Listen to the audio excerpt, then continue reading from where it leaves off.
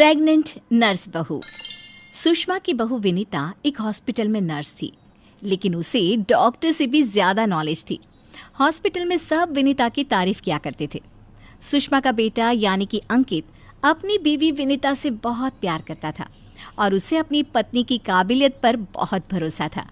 धीरे धीरे वक्त गुजरता गया और शादी के 8 महीने बाद विनीता प्रेग्नेंट हो गई। मैं बहुत खुश हूँ।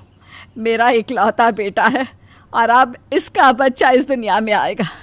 मैं दादी बन जाऊंगी। दादी मैं बता नहीं सकती मुझे कितना अच्छा लग रहा है। आपको खुश देखकर मैं भी बहुत खुश हूँ माँ। देखो बेटा, वैसे तो विनीता नर्स है, उसे अपने बारे में सब कुछ पता है, लेकिन फिर भी ना आजकल बच्चे पैदा करने में बड़ी परेशानी होने लगी है। उसे कहना कि वो अपना अच्छे से ख्याल रखे।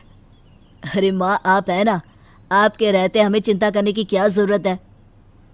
मैं तो अपनी बहू का बहुत अच्छे से ख्याल रखने वाली हूँ। उसे अच्छे से खिलाऊंगी पिलाऊंगी, तभी तो मेरा पोता या पोती एकदम हेल्दी पैदा होगा। कुछ दिनों के बाद सुबह के वक्त। अरे विनीता बहू, ये तुम क्या कर रही हो? कुछ भी तो नहीं मम्मी, अपना हेल्थ चेकअप कर रही हूँ। और क्या? लेकिन ये ब्लड प्रेशर की मशीन और ये तुम्हारे हाथ में इंजेक्शन कैसा है? अरे मम्मी जी, मैं अपना ब्लड प्रेशर चेक करके देख रही थी। प्रेग्नेंट होना और ऐसी हालत में ब्लड प्रेशर चेक करना बहुत ज़रूरी होता है।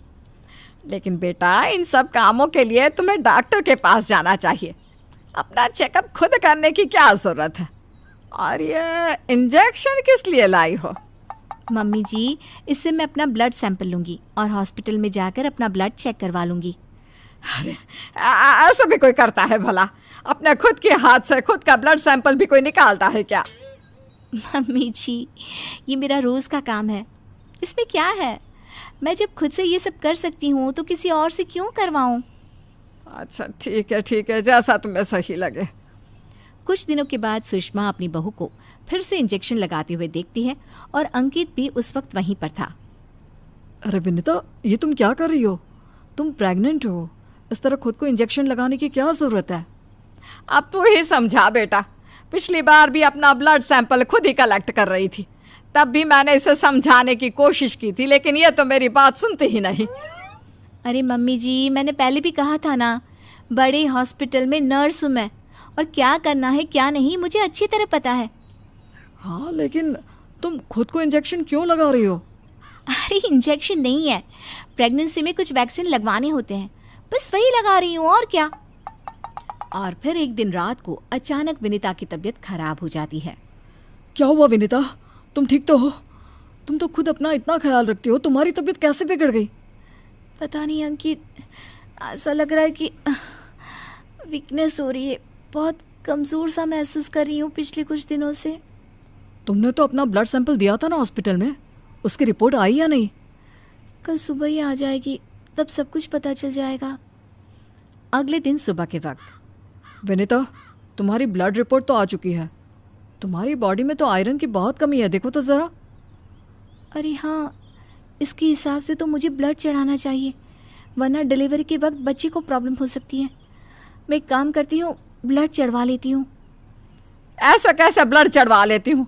पहले डॉक्टर से जाकर पता करो और हॉस्पिटल में जाकर ब्लड चढ़वाओ। ये सब काम बिना किसी डॉक्टर की सलाह के नहीं करना चाहिए। मम्मी जी, आप फिर से शुरू हो गई ना। क्या करना है क्या नहीं मैं अच्छे से जानती हूँ, मैं खुद कर लूँगी। और विनीता हॉस्पिटल से ब्लड की बोतल का इंतज़ाम करती है और खुद अपने ही हाथों से खुद को घर में रहकर ब्लड चढ़ा लेती है। अगले दिन। विनीता, अब तुम्हारी तबीयत कैसी है? देखो, मुझे पता था ब्लड चढ़ते ही मेरी सारी वीकनेस दूर हो जाएगी। मुझे बहुत अच्छा लग रहा है, एकदम ठीक हूँ मैं। कुछ दिनों के बाद विनीता की प्रेगनेंसी का 8वां महीना शुरू हो चुका था और एक दिन सुबह के वक्त विनीता अच्छे से तैयार होकर अपने कमरे से बाहर आती है। क्या हुआ विनीता, सुबह सुबह कहाँ जा रही हो? बहुत दिन हो गए हॉस्पिटल नहीं गई, सोच रही हूँ आज ड्यूटी पर चली जाती हूँ। डॉक्टर का भी फ़ोन आया था अभी। लेकिन बेटा, अब तुम्हारा 8वां महीना चल रहा है, ऐसी हालत में तुम्हें घर में आराम करना चाहिए और डिलीवरी करवाने तो बिल्कुल भी नहीं जाना चाहिए। लेकिन क्यों मम्मी जी, डिलीवरी करवाने में क्या प्रॉब्लम है? ये तो मेरा जॉब है। और हॉस्पिटल में दिन रात यही तो करवाती थी।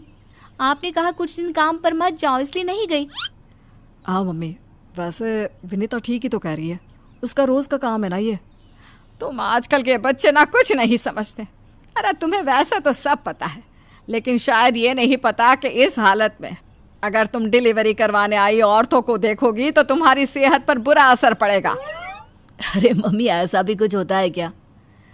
मम्मी जी, किसी और की डिलीवरी करवाने से मेरे ऊपर कैसे फ़र्क पड़ सकता है? मैं कोई पहली बार थोड़ी ना ये सब करवाने जा रही हूँ। विनीता अपनी सास की एक नहीं सुनती और हॉस्पिटल चली जाती है। वहाँ से वापस आने के बाद, अरे मम्मी जी, आपको मेरी बहुत चिंता हो रही थी ना? ये देखिए, मैं बिल्कुल ठीक ठाक हूँ। अब आपको परेशान होने की ज़रूरत नहीं है। और जानती है, पूरी 5 डिलीवरी करवा कर आई हूँ, वो भी नॉर्मल वाली। देखा मम्मी, मैंने कहा था ना विनीता को नहीं होगा कुछ भी। वो बिल्कुल ठीक है। चलो अच्छा है बहू, मैं भी तो यही चाहती हूँ कि तू एकदम ठीक रहे। और आजकल जिसे देखो उसके ऑपरेशन से बच्चे होते हैं, ये देख देख करना बहुत डर लगता है। चिंता मत कीजिए मम्मी जी, मुझे कुछ नहीं होगा। मैं नर्स हूँ ना, रोज़ हॉस्पिटल में औरतों को सिखाती हूँ कि कैसे अपना ध्यान रखें ताकि नॉर्मल डिलीवरी हो। तभी अचानक हॉस्पिटल से डॉक्टर का कॉल आता है। कॉल पर बात करने के बाद, मम्मी जी, एक इमरजेंसी केस आ गया है, मुझे जाना होगा। अरे लेकिन अभी तो आई हो, कैसी डॉक्टर है तुम्हारी? उसे पता नहीं चलता क्या कि तुम प्रेग्नेंट हो? ऐसी हालत में तुम्हें ना बुलाए। अरे नहीं मम्मी जी, डॉक्टर की भी मजबूरी है। कह रही थी काफ़ी सीरियस केस है और हॉस्पिटल में उन्हें किसी दूसरी नर्स पर इतना भरोसा नहीं जितना मुझ पर है। मुझे लगता है कि तुम्हें मना कर देना चाहिए बहू। कुछ नहीं होगा मुझे मम्मी जी, मैं अभी डिलीवरी करवा के आती हूँ। कुछ देर बाद अंकित के पास हॉस्पिटल से फ़ोन आता है। अरे मम्मी, जल्दी हॉस्पिटल चलिए, वहाँ विनीता की तबीयत खराब हो गई है। हे भगवान, सब ठीक करना, मुझे तो पहले ही डर लग रहा था। अंकित और सुषमा हॉस्पिटल पहुँचते हैं। क्या हुआ विनीता को? वो क्या है ना, विनीता एक नॉर्मल डिलीवरी करवा रही थी। केस बहुत ही सीरियस था और उस लेडी को बहुत ज़्यादा प्रॉब्लम हो रही थी। क्योंकि विनीता खुद प्रेग्नेंट है तो वो अचानक से घबरा गई और उसे लेबर पेन शुरू हो गया। लेकिन अभी तो मेरी बहू का सिर्फ 8वां महीना चल रहा है। देखिए, ऐसा हो जाता है। उस औरत को दर्द में देखकर घबराहट की वजह से विनीता को ये हुआ है। अरे डॉक्टर, लेकिन डरने की कोई बात तो नहीं है ना? नहीं नहीं, ऐसा कुछ नहीं, हमने उसे एडमिट कर लिया है। तभी सब देखते हैं कि विनीता अपने हाथ में एक छोटे से बच्चे को लिए बाहर आती है। अरे विनीता, तुम्हारी तो तबीयत ठीक नहीं थी, तुम्हें दर्द हो रहा था, तुम बाहर क्यों आ गई? अरे दर्द हो रहा था तो क्या हुआ, मैंने वो दवाई ले ली जिससे जल्दी आने वाले लेबर पेन रुक जाते हैं। और वैसे भी डॉक्टर, उस औरत को मेरी ज़रूरत थी, उसकी देखभाल के लिए मुझे ठीक होना ही था। ये देखिए, उसका बच्चा एकदम सही सलामत है। अरे वाह मेरी बहू, तूने तो अपने तबीयत की परवाह ना करके किसी और की जान बचाई। मुझे तुम पर गर्व है विनीता। ऐसे ही थोड़ी ना वो हॉस्पिटल की सबसे अच्छी नर्स बनी है।